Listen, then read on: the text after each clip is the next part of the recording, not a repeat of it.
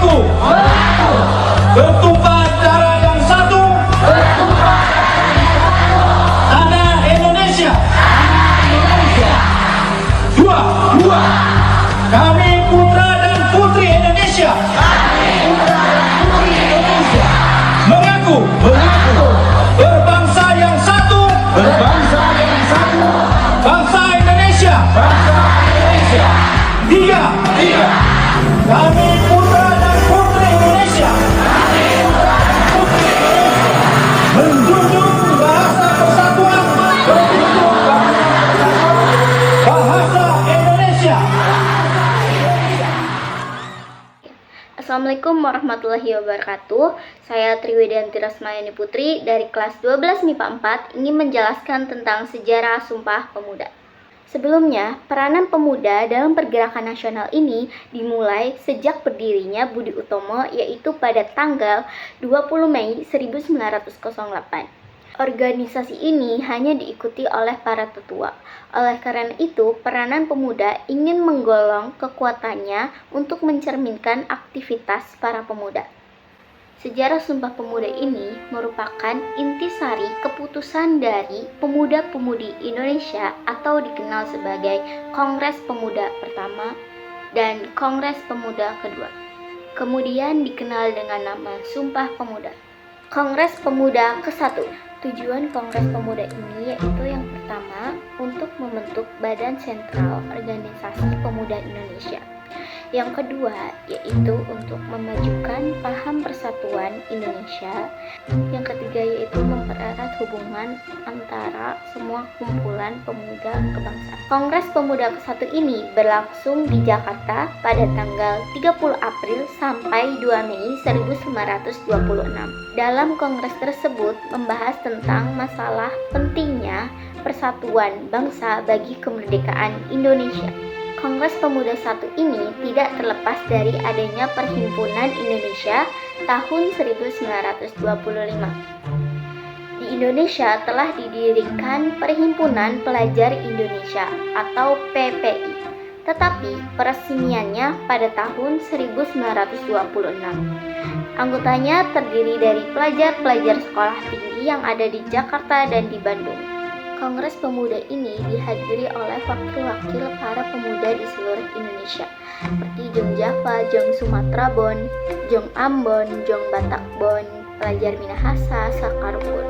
Dalam pembukaannya, Ketua Panitia M. Tabrani meminta perhatian peserta untuk mencari cara menyatukan semangat nasional di kalangan pemuda. Muhammad Yamin pun menyampaikan pemikirannya tentang bahasa persatuan. Hasil Kongres Pemuda pertama ini ada dua, yaitu yang pertama mengakui dan menerima cita-cita persatuan Indonesia. Yang kedua, usaha untuk menghilangkan pandangan adat dan kedaerahan yang kuat. Jadi, para peserta memang menyadari bahwa pada saat itu masih sulit untuk membulatkan tekad dalam perjuangan mencapai cita-cita nasional. Kongres Pemuda 2. Sebelumnya, tujuan Kongres Pemuda 2 ini yaitu ada tiga. Yang pertama, melahirkan cita-cita semua perkumpulan pemuda-pemuda Indonesia. Yang kedua, membicarakan pergerakan pemuda Indonesia. Yang ketiga, yaitu memperkuat kesadaran kebangsaan Indonesia dan memperteguh persatuan Indonesia. Kongres Pemuda 2 ini berasal dari ide Perhimpunan Pelajar Indonesia. Walaupun pada kongres pertama tidak bisa dikatakan belum berhasil sesuai yang diharapkan, maka dalam Kongres Pemuda 2 ini dapat memenuhi harapan bagi seluruh rakyat Indonesia.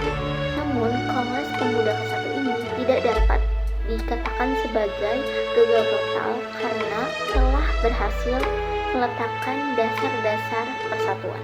Kongres Pemuda 2 ini dilaksanakan pada tanggal 27 sampai 28 Oktober 1928 dalam 3 tahap rapat. Rapat pertama diselenggarakan pada Gedung Katolike Jongenmengenbon. Percerai beraian itu wajiblah diperangi agar kita bisa bersatu. Itu merupakan sambutan Sugondo Jojo Puspito dalam pembukaan kongres.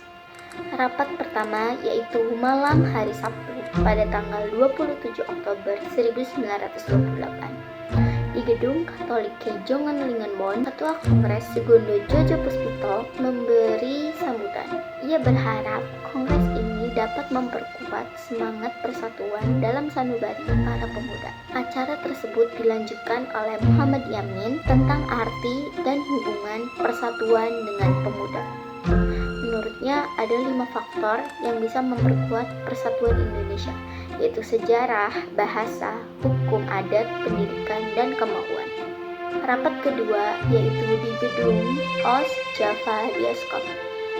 Di Indonesia ini mesti lebih banyak perubahan-perubahannya dalam segala apapun juga. Kita harus membuang jauh-jauh itu tabiat mempermanja anak-anak kita, kata Purnomo Wulan. Rapat kedua ini dilaksanakan pada hari Minggu 28 Oktober 1928 di Gedung OS Java Bioskop. Yang pertama membahas tentang masalah pendidikan. Kedua pembicara yaitu ada Purnomo Wulan dan Sarmidi Mangunsarkoro berpendapat bahwa anak harus mendapat pendidikan dan kebangsaan, harus pula ada keseimbangan antara pendidikan di sekolah dan di rumah. Anak juga harus dididik secara demokratis. Selanjutnya ada rapat ketiga yaitu di Gedung Indonesia Club Kebau. Rapat ketiga ini dilaksanakan pada sore hari Minggu pada tanggal 28 Oktober 1928. Skenario menjelaskan pentingnya nasionalisme dan demokrasi selain gerakan kepanduan. Kemudian Ramelan mengungkapkan gerakan kepanduan sejak dini mendidik anak-anak disiplin dan mandiri di hal-hal yang dibutuhkan dalam perjuangan. Saya Pangemana menyampaikan bahwa pandu sejati adalah pandu berdasarkan semangat kebangsaan dan rasa cinta tanah air Indonesia. Sebelum kongres ditutup, diperdengarkan lagu Indonesia Raya oleh Supratman dengan lantunan biola. Lagu tersebut disambut sangat antusias oleh para peserta Kongres Pemuda 1. Kemudian kongres ditutup dengan pembacaan sebuah keputusan oleh Godo Jojo Puspito. Keputusan ini dirumuskan oleh Muhammad Yamin.